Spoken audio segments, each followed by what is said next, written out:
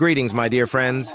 If today's joke gave you a chuckle, don't forget to subscribe. It's free, and it'll make us even closer as friends. After just a few years of marriage filled with arguments, a young man and his wife decided the only way to save their marriage was to try counseling. They had been at each other's throats for some time and felt that this was their last straw. When they arrived at the counselor's office, the counselor jumped right in and opened the floor for discussion. What seems to be the problem? Immediately, the husband held his long face down without anything to say. In contrast, the wife began talking 90 miles an hour, describing all the wrongs within their marriage. After 15 minutes of listening to the wife, the counselor went over to her, picked her up by her shoulders, kissed her passionately, and sat her back down. Afterwards, the wife sat speechless. The marriage counselor looked over at the husband, who stared in disbelief.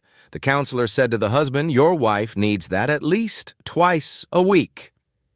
The husband scratched his head and replied, "Okay, I can have her here on Tuesdays and Thursdays." A prostitute with a single room decided she would get a partition installed so she could entertain 2 clients at once. A builder knocked up the partition in no time, and after he'd finished, he asked for his money. The girl explained that she didn't have it, but that she could pay for the job with. The builder complained and complained, then finally agreed. He said, "Okay, but I like it," he said. She positioned herself accordingly.